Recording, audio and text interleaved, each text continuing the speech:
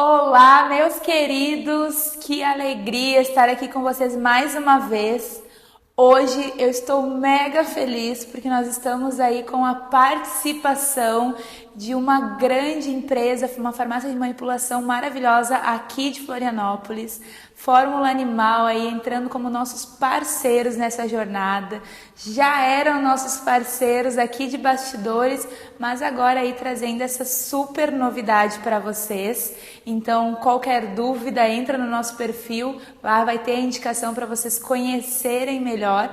A Fórmula Animal é uma farmácia de manipulação que faz medicações estritamente para os animais, né? Isso dá mais segurança no processo. Afinal, eles não são seres humanos, então a gente tem aí uma farmácia específica cuidando do bem-estar e do cuidado que eles precisam. Gente, para completar mais ainda a minha felicidade, hoje eu tô aqui com essa super vet, a doutora Camila, maravilhosa, gente, endocrinologista, formada pela UDESC, fez residência médica também lá na UDESC e pós-graduada em endocrinologia pela Anclivepa. Recebam com muito carinho aí a nossa convidada de hoje, a doutora Camila. Bem-vinda, minha querida. Começa já contando pro pessoal, Camila, como que tu decidiu ser uma vet endocrinologista? Porque a gente já conversou aqui um pouquinho com o pessoal. Nós saímos da faculdade todos clínico geral, né? Eu fiz lá, a doutora Camila fez, nós saímos, digamos assim, igual, né? E aí, a partir dali, cada um começa a escolher o caminho que vai trilhar dentro da veterinária. E no caso da doutora Camila, foi a endocrinologia. Que momento que deu esse start, que tu percebeu que essa era a tua área de atuação? Então, durante a residência, eu fazia clínica geral, mas a gente acaba pegando bastante de tudo, um pouco de tudo, né? Mas dentro de tudo, eu fui me achando mais na área de endócrino mesmo. A questão da fisiologia, eu gosto bastante. Os cuidados com o paciente diabético, essa questão de animais mais idosos, né? É uma área que eu me identificava bastante e foi onde eu segui o caminho. Idosos e endocrinologia é um parzinho, né, doutora? Atualmente a gente tem pegado alguns casos de pacientes mais novos, com alguns sinais de alterações hormonais, mas a maior tendência é realmente animais acima de 8, 9, 10 anos para frente. Vê só. A gente estava conversando aqui um pouquinho antes de começar que a tua área de atuação acaba interligando com várias outras, né? Porque a endocrinologia ela mexe ali com o metabolismo, né, do animal e acaba repercutindo no cardio, no nefro, em várias outras, né, doutora? Sim. A endocrinologia ela é uma área que ela acaba pegando todos os sistemas, porque ela acaba causando alterações, principalmente de sobrecarga de todos os sistemas, né? Então a gente tem bastante questões cardiológicas, bastante questões relacionadas a alterações gastrointestinais, dermatológicas, oftálmicas, neurológicas, né? A endocrinologia pega um pouquinho de cada coisa, né? E acaba atingindo todos os sistemas. Às vezes a gente pensa ali que o problema é de origem cardio e muitas vezes começou lá no endócrino, né? Isso. Geralmente a parte endócrina, né, quando está relacionada a isso, ela é a causa base de tudo, né, dessas alterações. Então, se a gente não corrige ela, fica levando para frente e a gente não consegue chegar num ponto de resolver o problema, né? Porque a base do problema está ali ainda. Né? Só mascara, né? Às vezes é o cardio ali que na verdade tem uma origem lá num problema endócrino e aí a gente resolve ali, sei lá, tenta medicar, suplementar na parte cardiológica, mas na verdade a base tá lá na endocrinologia, né, doutora? E quanto tempo tu já tem de caminhada aí, desde a formatura lá na UDESC como veterinária, né, clínica até então, de lá até aqui, quanto mais tempo de caminhada? Eu já sou formada há 8 anos. 8 anos. Então, de estudo aí, temos 13 anos já de estudo na área. Eu gosto de trazer muito isso aqui, porque a gente tem conversado com especialistas, né? E o especialista é aquela pessoa que realmente dedica os seus estudos, os casos, né? Todo dia atendendo ali aqueles casos. Então, é a pessoa mais indicada muitas vezes para tratando aquele problema, aquela intercorrência que aquele pet apresenta, né? Porque é um tempo dedicado a isso, né, doutora? Na parte da especialidade, querendo ou não, a gente tem um foco maior, né, em cada coisa, em cada doença, e por isso, com esse foco, eu acredito que a questão de tratamento, acompanhamento, acaba sendo mais específico, né, melhor mesmo para o paciente. Mais focado, né? Mais focado mesmo. E conta aqui pra galera, quais que são, assim, os casos mais comuns, assim, os top 3 de atender lá na tua rotina, o que mais chega pra ti, assim? Em cães, as doenças mais comuns seriam o hiperadrenocorticismo, que é a produção excessiva de cortisol pelas glândulas adrenais, e a diabetes mellitus. Em gatos, o hipertireoidismo, que seria o excesso de hormônio tireoidiano, a diabetes, que no caso do gato está relacionada principalmente a fatores de resistência, e a obesidade também, que atualmente é considerada uma doença, né? Diabetes, gente, vocês sabiam que cães e gatos têm diabetes? Já me comenta aqui, não, isso é novidade, eu não sabia. Ou me diz se você já sabia e deixa a gente te entender o nosso público, porque eu ainda vejo muito na minha rotina clínica o pessoal falando assim, doutor, eles têm diabetes que nem a gente. Sim, gente, eles têm muitas doenças parecidas com as nossas, muitas vezes da mesma fisiopatologia ali, e tem algumas outras que não tem no ser humano, mas que eles têm. No caso do Cushing, acho que não tem em ser humano, né, doutor? O hiperadrenocorticismo, que é o síndrome de Cushing, é mais conhecida, ela é uma doença bem rara no ser humano, né? Querendo ou não, no ser humano, infelizmente, ia ser um pouco mais grave pelo tempo de vida que o ser humano tem, né? Mas Sim. é bem raro mesmo de acontecer. Bem raro. Já a questão da tireoide ali até a gente vê também muito, né? E tanto hiper quanto hipo, né? Nos gatinhos, então, mais comum o hipertireoidismo, né, doutora? E na tua rotina, assim, não sei se tu... Mas assim, de cabeça, né? Não sei se é um dado estatístico. Tu normalmente pega mais cães ou mais gatos? A minha maior rotina é de cães. Maior é de cães.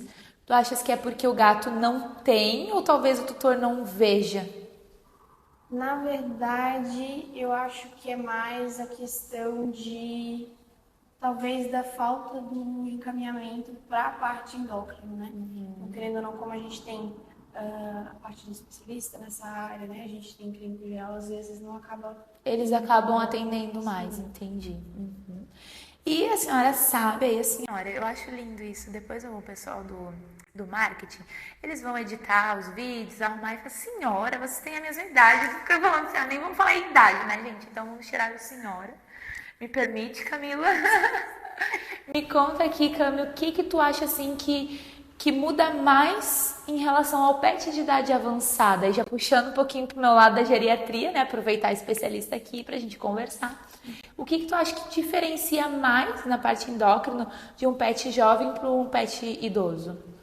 Então, a maioria das doenças hormonais, elas estão relacionadas a alterações progressivas, então elas vão acontecendo a longo prazo.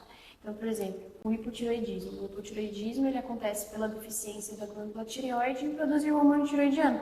Só que para que isso aconteça, eu preciso ter uma inflamação na tireoide, uma doença autoimune que vai levar a uma atrofia da tireoide até que a gente chegue a ter uma redução. Então, querendo ou não, o tempo para que essas doenças aconteçam, né, é um pouco mais longo. Então, não é comum em animais jovens, né? Então, acontece mais a partir de uma certa idade, né? Mas existem pacientes, né? Cada paciente é um paciente, né? Atualmente a gente tem pegado pacientes cada vez mais jovens, pacientes diabéticos com 4 anos de idade, pacientes que já desde cedo já começam a apresentar sinais iniciais, né? Então, por exemplo, a hiperlipidemia, que seria o aumento de triglicerídeos e colesterol, isso pode acontecer em qualquer fase.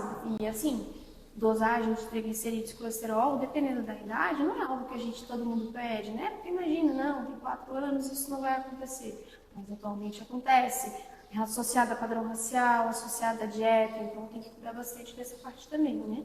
É mais comum em idosos, mas a gente sempre tem que investigar o paciente como um todo, né? Independente da idade.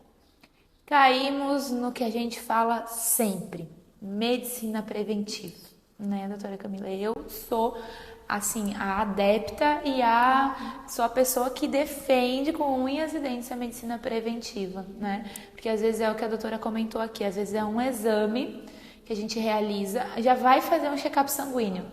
o custo até em questão financeira mesmo, para a gente colocar um pouquinho mais, colocar ali os triglicerídeos, colesterol, às vezes é tão mínimo perto do benefício de descobrir cedo, né, esse tipo de problema, né? E eu vejo muitas vezes até, que nem tu comentou, associado à dieta.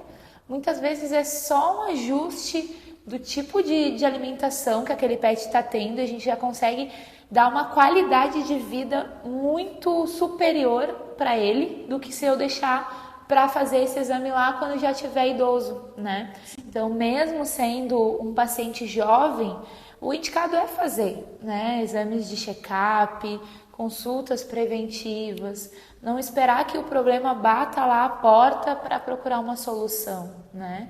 Hoje a gente tem caminhado cada vez mais para uma medicina realmente assim de qualidade, uma medicina que é o que a gente sempre diz, acompanhando aí a medicina humana. Então, assim como quando a gente tem um filho humano, a gente não leva no médico só quando ele está doente, né? A gente leva de vez em quando, faz ali o preventivo, né? Então, a mesma coisa para os pets. Hoje a gente se fala muito que o pet já é da família, muitas vezes o tutor já considera como um filho mesmo, né? E como você cuidaria do seu filho humano? Então, faz um exame, né? Claro que quando eles são mais jovens, a gente não faz com tanta frequência depois quanto quando idoso, mas às vezes eu ainda pego assim, doutora, sei lá, 5, 6 anos de idade e nunca fez um exame de sangue, nenhum hemograma, quem dirá triglicerídeos e colesterol, né? E às vezes ali um ajuste na dieta, no estilo de vida, no exercício, ou às vezes até realmente descobrir algo mais grave, né? Que a gente já pegue logo no início, quanto antes começar o tratamento melhor, né, doutora? Certeza.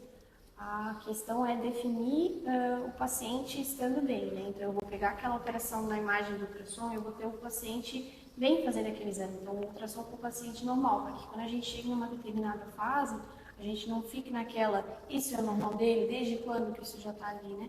Porque às vezes a gente pega quando está tudo alterado, mas a gente não tem o básico, como era lá antes, de 1, 2, e isso faz diferença. 1 ano, 2 anos faz muita diferença.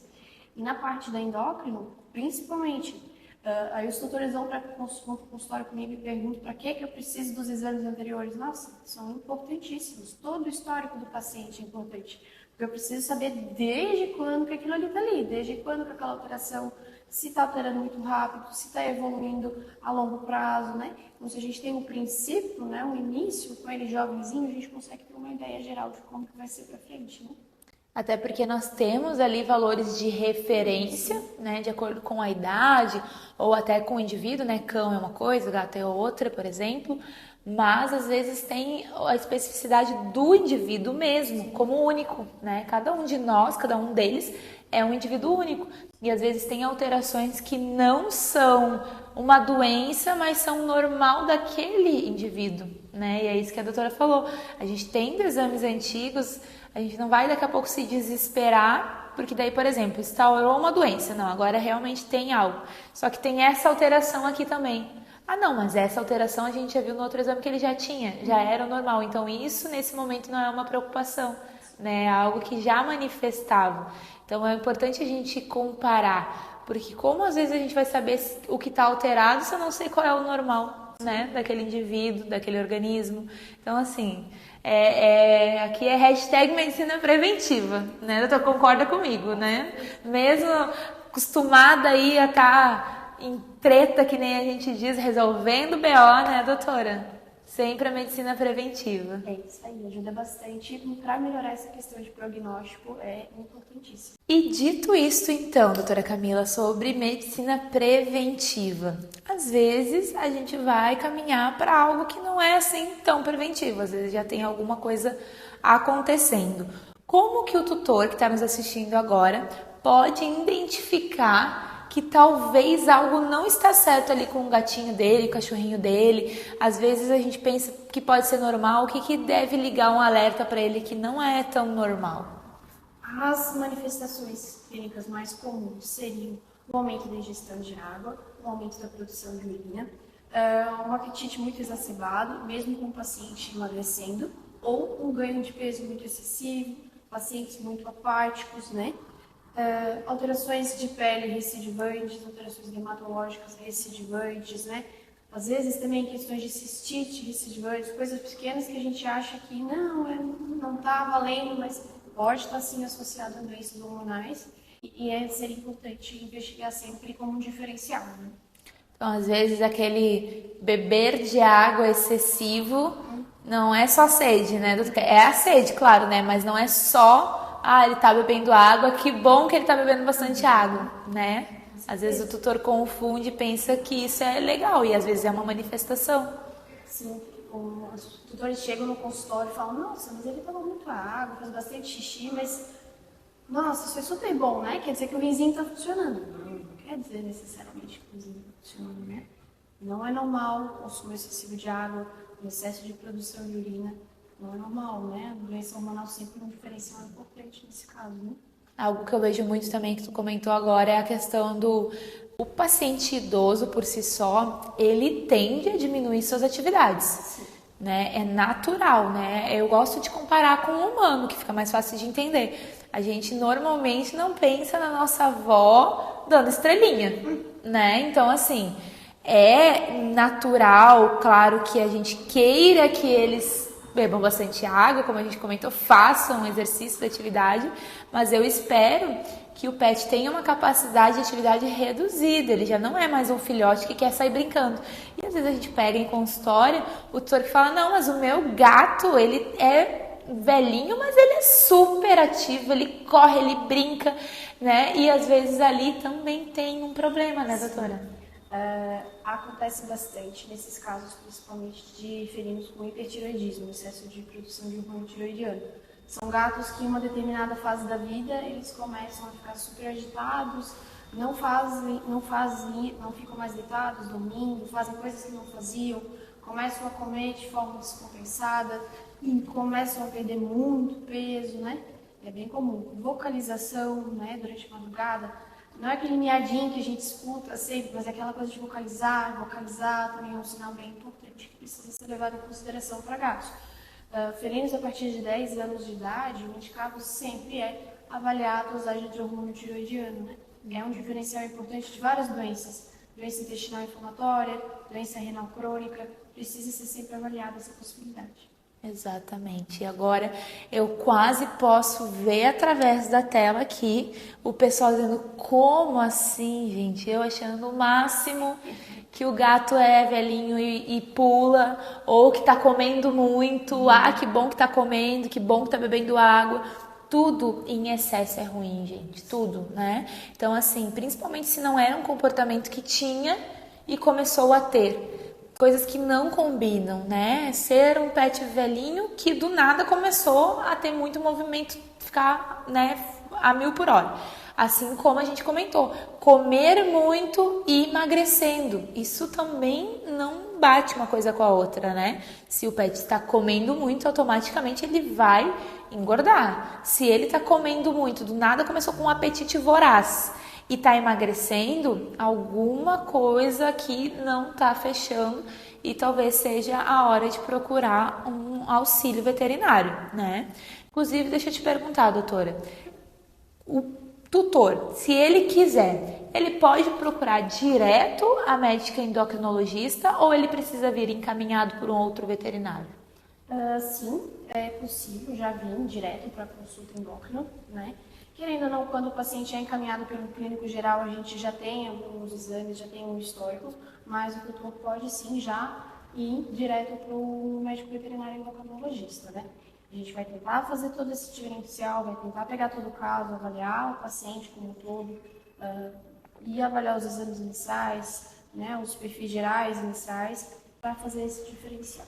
Sim, então é quase como que se vai direto para ti, tu vai ter que passar aquele filtro antes do clínico, mas isso não impede que ele vá. E principalmente, né, se já sabe que o pet tem alguma alteração endócrina, por exemplo, eu já tenho um pet diabético, e aí daqui a pouco, por algum motivo, ou eu nunca passei com endócrino, né, que é um pouco mais grave, só estive com um clínico.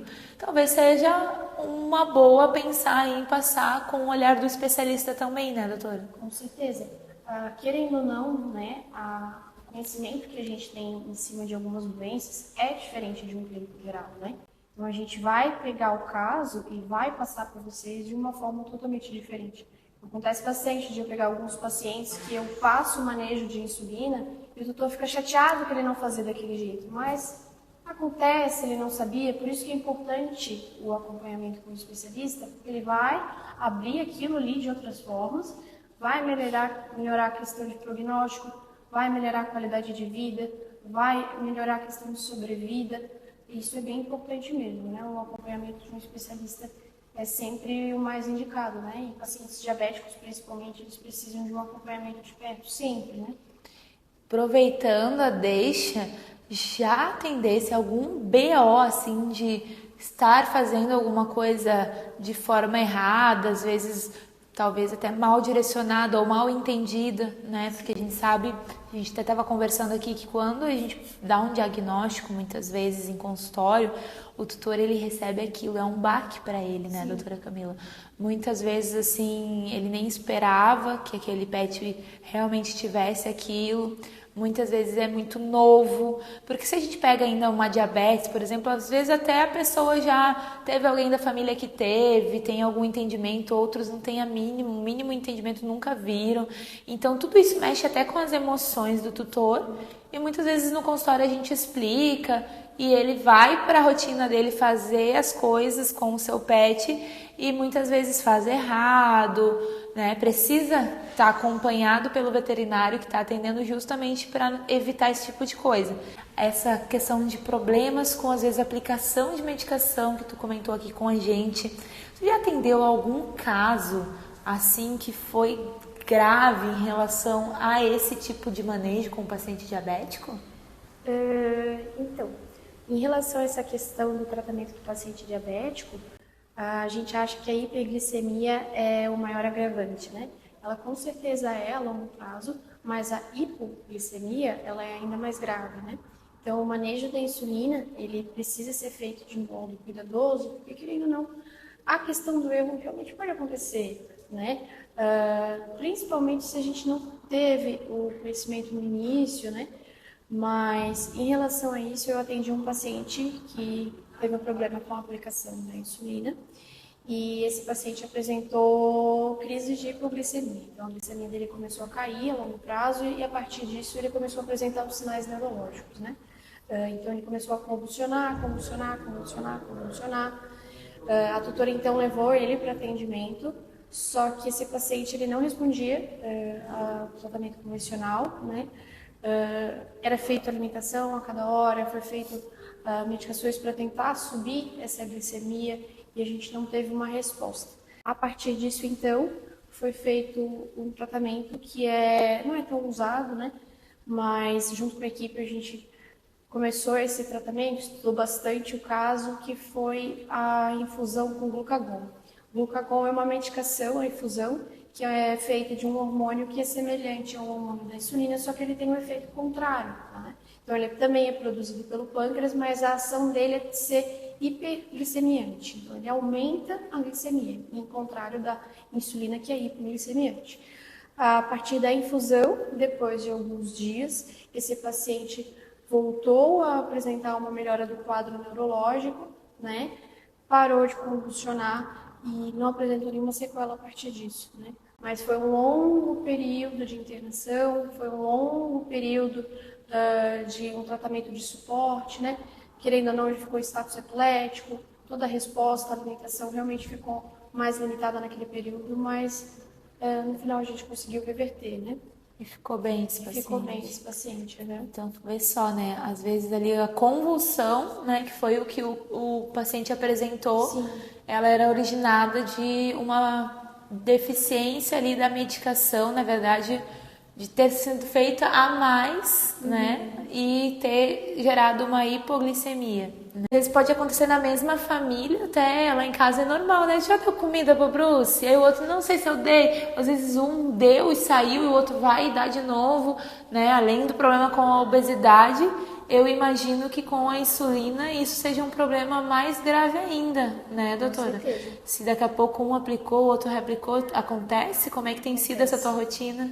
Acontece sim, né, que ainda não a gente sabe que a rotina de todo mundo é complicado, né, mas o tutor saiu de casa mais cedo, aplicou, aí chegou o tutor mais tarde que saiu depois, aplicou de novo, né. Naquele primeiro momento, às vezes não acontece nada, mas se isso ficou se repetindo, a gente vai ter uma repercussão a longo prazo, né? Ou o paciente não quis comer, ou aquele paciente fez um esforço excessivo que não poderia fazer, né? O esforço excessivo também precisa ser cuidado desses pacientes. Então, questões da rotina que acontecem, mas que se a gente tivesse um conhecimento, se a gente se foi passado esse conhecimento para o tutor, né? A chance disso acontecer, ela diminui bastante, né? Então, querendo ou não, o paciente diabético, ele é um paciente que ele não vai, o cão, né, ele não vai deixar de ser diabético, né, então ele vai ser diabético para a vida inteira. E isso é uma questão que vai pegar a família como um todo, né, então vai mudar a rotina da família como um todo e acontece, né, então são pacientes que têm uma sobrevida de 10, 15 anos, é muito tempo, né. Então, se a gente tiver um conhecimento, se a gente tiver uma noção de como fazer, o que fazer em determinadas situações, né, porque isso também é importante, o que fazer na hora da emergência, como atuar, né? A questão isso é importante também, isso que a gente passa dentro de consultório, né? Não que eu precise que o tutor siga aquilo ali de um modo mais rígido possível, que não faça mais nada da vida dele, não é assim, né? A gente tenta passar o certo para vocês e a gente espera, né, e juntos a gente tenta entrar na rotina do tutor, né? Readequar, né, muitas vezes, rotina, né? Porque esse paciente é um paciente que vai precisar de cuidados, né? Vai precisar de reajustes muitas vezes, né? A medicação que foi dada ali numa dose, daqui a pouco com a rotina vai mudar essa dose, né? E é até importante a gente falar aqui, agora tu estava falando, eu estava pensando, aquilo que, será que eu pego um cãozinho ou não pego? Será que eu pego um gatinho ou não pego? Porque na hora da alegria, né, doutora Camila, é só pegar. É obviamente que um pet vai trazer muita alegria para casa.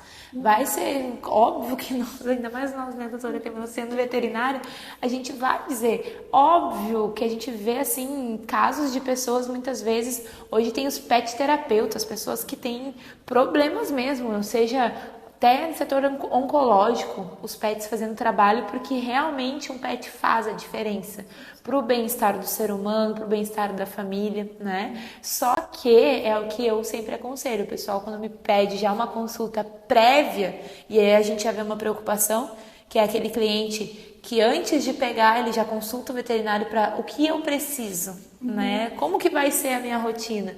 Como que eu readequo o ambiente, né? Como que vai ser isso? Então, esse é o meu conselho sempre. Não é só sobre pegar um pet ou não pegar. É sobre, e se eu tiver que ter, daqui a pouco, meu pet tem diabetes. Daqui a uns 2, 3, 4 anos ele vai ter diabetes. Eu vou ter o mesmo amor do dia que ele chegou filhotinho, lambendo meu rosto, brincando comigo, né? Esse pet, ele vai precisar de um cuidado. Como a doutora Camila falou, não é que você vai parar a sua vida para cuidar do pet, mas vai precisar sim uma readequação na rotina, né? Um exemplo básico aí que tu comentou, às vezes um aplicou, o outro vai lá e reaplica, ou a gente mesmo às vezes na corrida, né, doutora?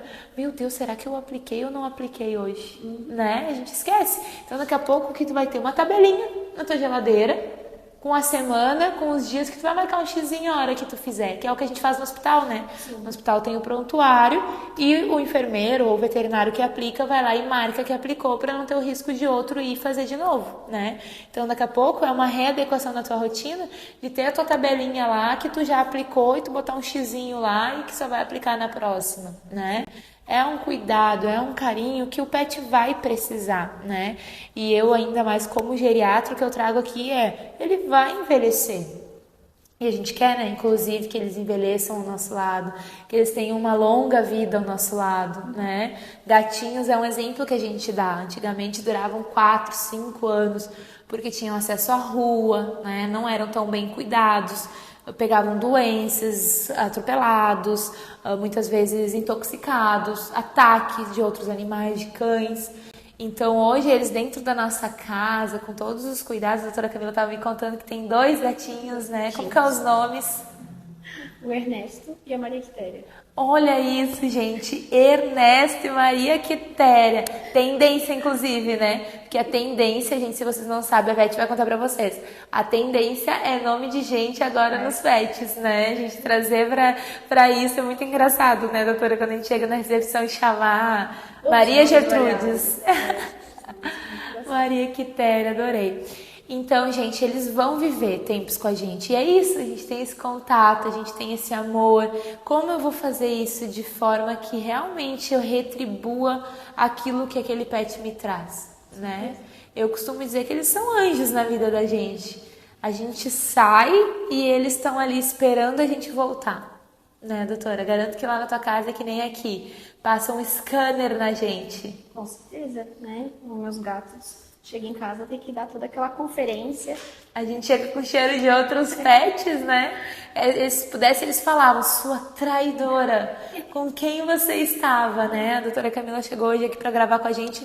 O Brucinho passou um scanner nela já para conferir, né? Que cheiro de que tem aí.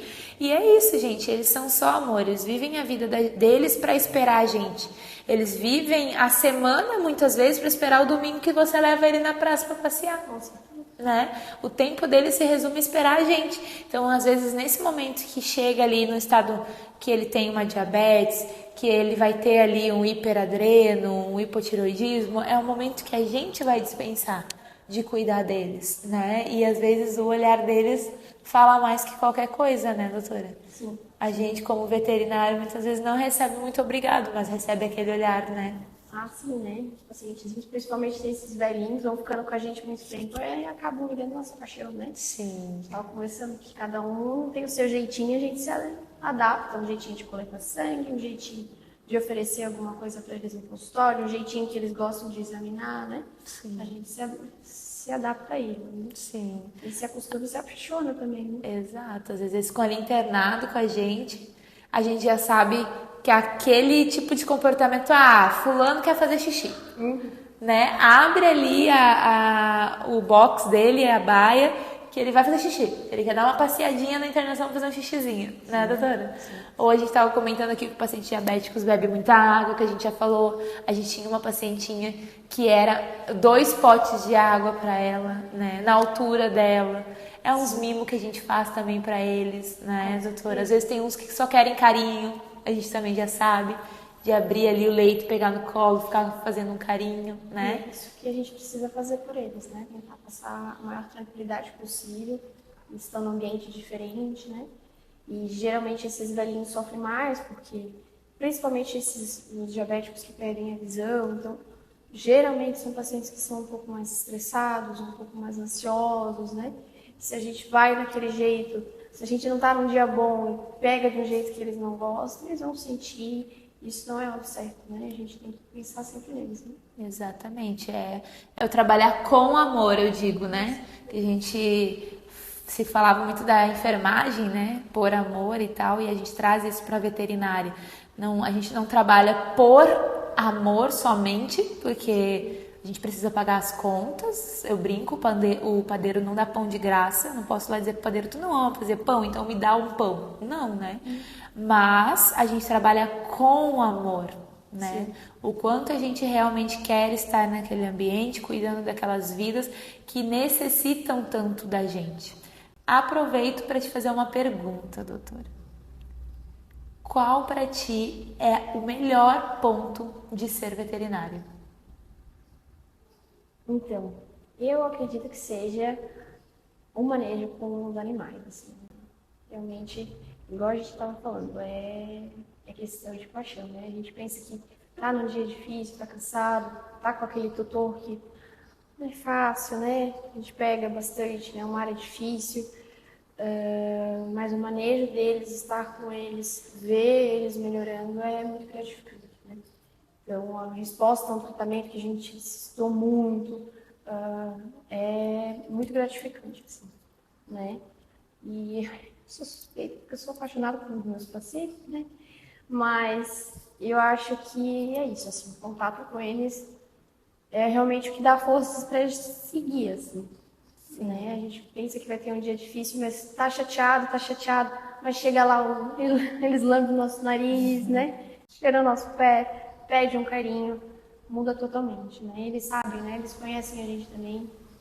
E Sim. realmente, pra mim, é o melhor, assim. É gratificante, né? Imagino que nem nesse caso que tu trouxe pra nós aqui, né? Às vezes o pet que tava ali convulsionando, imagina, gente, pra família, ver o seu pet ali em crises convulsivas uma atrás da outra, né? Leva pro hospital, não sabe o que é, e aí daqui a pouco tu vai lá e consegue, né?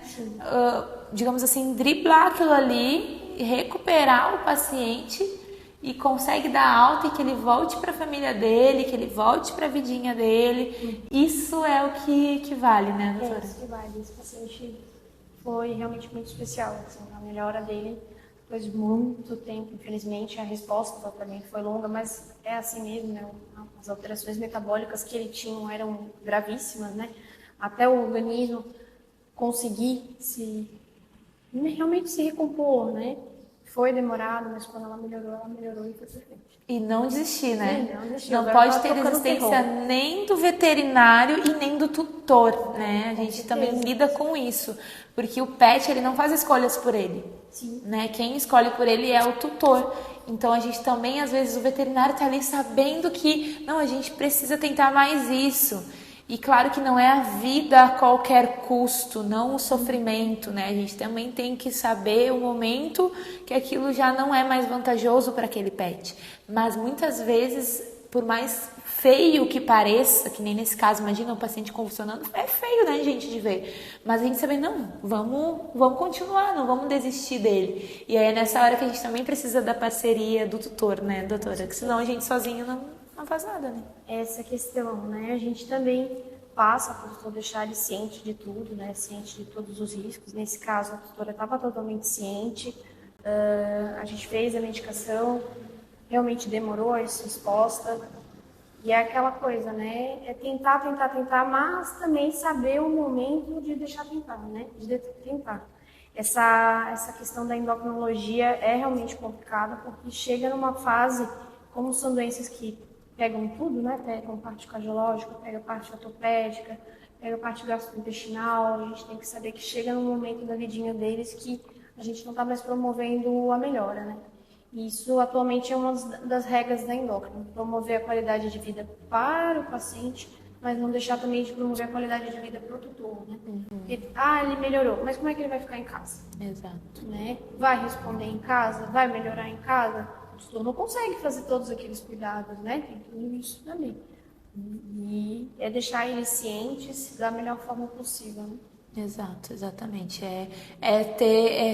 Eu digo assim que o veterinário, ele não é mais o médico do pet, ele é o médico da família, né? Porque como tu comentou agora, não adianta nós como veterinários, e até eu já aproveito aqui, se você é estudante, está nos assistindo, ou talvez um colega veterinário, que a gente como veterinário tem que pensar no tutor, tem que pensar na família. Claro que a nossa prioridade é o pet, porque a gente, como veterinário, vai estar defendendo aquele ser que muitas vezes não tem ninguém para defender ele, né? Então, frente ao tutor, às vezes o tutor tá até confuso com a situação que está acontecendo, né? Como eu falei aqui no caso da convulsão, é uma coisa feia de ver, às vezes o tutor, por um quadro emocional, vai dizer, não, meu Deus, não quero mais nada porque ele está sofrendo. E às vezes é um quadro transitório, um quadro passageiro, ele vai sair daquilo ali. E nós, como veterinários, obviamente vamos entrar em defesa daquele que não pode falar, que é o cãozinho e o gatinho.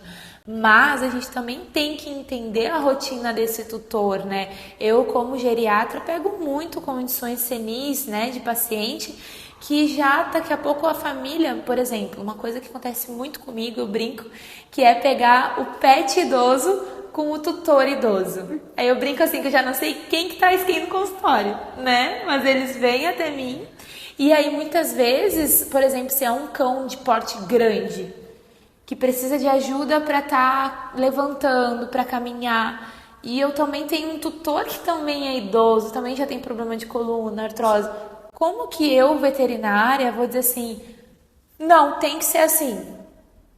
E aí daqui a pouco eu também tô com esse tutor que ele vai fazer, mas e aí a coluna dele? e né, a vida dele como fica também.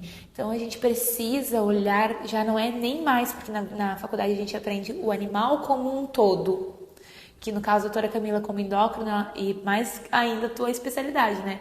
Mas, por exemplo, o cardio, ele não pode pensar só no coração, ele tem que olhar o animal como um todo. E nós, como veterinários, o meu convite aqui é que a gente olhe a família como um todo, né? Dando atenção para o nosso paciente, mas vendo o que se encaixa. Porque às vezes é uma medicação ali que a gente poderia fazer, a melhor indicação padrão ouro é 3 vezes ao dia. Mas a família não vai fazer, que é o que tu comentou agora. Eles não vão estar em casa para fazer. Então, será que eu não consigo procurar aqui uma que seja 2 vezes ao dia e que vai se encaixar para a rotina dessa família? Né? Isso muda tudo, inclusive para o bem-estar do nosso paciente, porque aí ele vai estar com um tratamento efetivo e que vai trazer o resultado que a gente quer, né, doutora? Para a gente ir já se encaminhando aqui para o finzinho do nosso podcast... Olha, escutei o pessoal dizendo, que pena. Eu queria te pedir, doutora, para te dar dicas aqui para o pessoal. A gente falou muito sobre a geriatria, né, as doenças, mas como que eu posso prevenir doenças? Como que eu posso prevenir de realmente precisar da ajuda da doutora Camila? Como eu evito doenças endócrinas? Então, em relação a evitar doenças endócrinas, algumas delas a gente não consegue evitar que elas aconteçam. No caso, principalmente da diabetes em cães, do hipotireoidismo, do hiperadrenocorticismo, a maior causa dessas doenças, né, são fatores genéticos. Então, é um cão que tem predisposição genética a ter aquilo ali, ou é um padrão racial que tem predisposição a ter aquilo ali. Mas daí a gente volta naquela questão da medicina preventiva, é tentar definir isso antes que a situação já esteja numa forma muito crítica, que a gente já tenha todo o corpinho já cheio de coisas, a questão de fígado, rins, coração, tudo, né? Então a gente saber a hora de investigar isso bem certinho desde o começo para evitar que a gente já pegue a doença no estágio mais avançado. Em relação a uma doença que a gente sempre precisa conversar em relação à questão hormonal é a obesidade, né? A obesidade é uma doença, é considerada uma doença grave, né? A gente tem que deixar de lado aquela questão de achar fofinho, não é fofinho, né? A obesidade é uma doença inflamatória, uma inflamação crônica que a longo prazo vai causar efeitos tanto na parte ortopédica, parte cardiológica, em gatos predispõem a diabetes, né? Então isso já seria uma questão de prevenção, questões gastrointestinais, então isso sempre precisa ser revisto, né? Então cuidar sempre com a dieta, seguir a dieta, evitar o uso excessivo de petiscos, evitar ficar oferecendo alimentos, as nossas coisas mesmo, né? Ficar oferecendo pedacinho de pão quente, pedacinho de carne, nananana. Isso a longo prazo vai ter o seu peso, né? A longo prazo isso vai ter a sua repercussão e é uma das coisas que a gente consegue tentar evitar, né? Então, questão de exercício para eles também é muito importante, né? Então, a gente tem que cuidar, né? A gente tem que ter noção desses cuidados, né? Faz diferença um pedacinho de pão, faz diferença um biscoito excessivo, faz diferença, né? Então, esse é um cuidado que eu passo para vocês. 3 dicas preciosas aí da doutora Camila, que muda tudo na vida, na qualidade, né, do nosso pet. Então aí ela falou, doenças genéticas, vou recapitular aqui pra galera. Doença genética, muitas vezes a gente não vai evitar que o pet tenha, mas eu pego cedo e cedo eu começo a tratar para evitar maiores problemas. Então, algo que poderia ser pontual e simples vira algo que acomete o organismo inteiro porque eu não cuidei como tutora. Então, primeiramente, prevenção, exames preventivos, ter certeza que o meu pet não tem, se tiver já iniciar um tratamento correto. Segundo, a obesidade, e aqui eu preciso lembrar vocês que em todos os podcasts que nós fizemos, todos os especialistas, chegou nessa hora, falaram da obesidade. Então você tem certeza aí que é algo que realmente muda a vida do pet para melhor ou para pior. Então cuide, alimento em excesso não é bom. Lembra, a gente falou, tudo em excesso não é bom. Então petisco em excesso não é bom, né? A gente tem que pensar no nosso pet a longo prazo. Hoje é só um pedacinho de pão. Daqui 365 dias, um ano, vão ser 365 pedaços de pão que ele não precisaria ter comido, né? Isso vai dar diferença sim na qualidade de vida do meu pet. E terceiro, exercícios, né? E aqui eu quero pontuar mais ainda, além da parte de prevenção de doenças, como a doutora está trazendo aqui, mas também questão cognitiva. Eu, pensando no pet idoso, que eu sempre trago para esse lado, o paciente precisa ser estimulado, assim como o músculo ele é estimulado por exercício, o cérebro também vai ser estimulado. Então, se o pet fica o dia inteiro, e aí eu estava aqui nos bastidores comentando com a doutora Camila, o Brucinho tá já na fase de geriatria, né? O nosso pug, ele tá com 9 aninhos, e ele ficava em casa, né? Em casa, num apartamento, qual é o estímulo dele? Dormir. Ele só dormia. Né? Agora a gente traz ele aqui para o estúdio junto, ele vem, ele passa o scanner na visita quando ela chega, vai lá e dorme mais um pouco, volta. Isso estimula o cognitivo, a gente consegue passear mais vezes ao longo do dia, fazer paradas estratégicas para dar um passeio.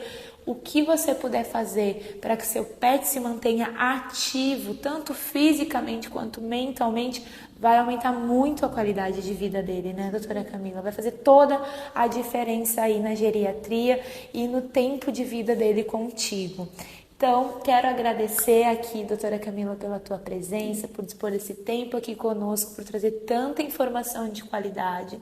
Espero que essas informações que a gente está trazendo aqui nos podcasts, a gente tem procurado trazer pessoas profissionais de alto gabarito, para que realmente faça a diferença aí para você que está nos assistindo, para que realmente a gente comece a falar aí de uma medicina realmente de qualidade, né? Até bem pouco tempo, a medicina veterinária era algo assim, muito, digamos assim, roots, né? Era algo assim, resolver um problema. Ou daqui a pouco o mesmo médico que atendia o cavalo, atendia o boi, atendia o cão. E eles são multiespécies. A gente até sai do nossa faculdade podendo escolher qual dessas áreas, mas depois a gente precisa focar, porque tem estudo, né, doutora? Tem o que evoluir, a gente é focado em clínica de pequenos cães e gatos, então trazer para você, tutor, uma forma de que o seu pet tenha mais qualidade de vida ao seu lado, que ele realmente tenha longevidade com saúde, que é o que importa, né, doutora? Muito obrigada pela sua participação. Obrigada eu pelo convite, muito obrigada pela oportunidade. Bom estar aqui, já queremos mais, né? Assunto é o que não falta, né, doutora? A gente tenta dar uma resumida. Quem sabe numa próxima a gente traz algum assunto pontual. Se você tem alguma curiosidade pontual, eu quero saber mais sobre diabetes, eu quero saber mais sobre hiperadrenocorticismo, quero saber mais sobre hipotireoidismo lá nos gatinhos.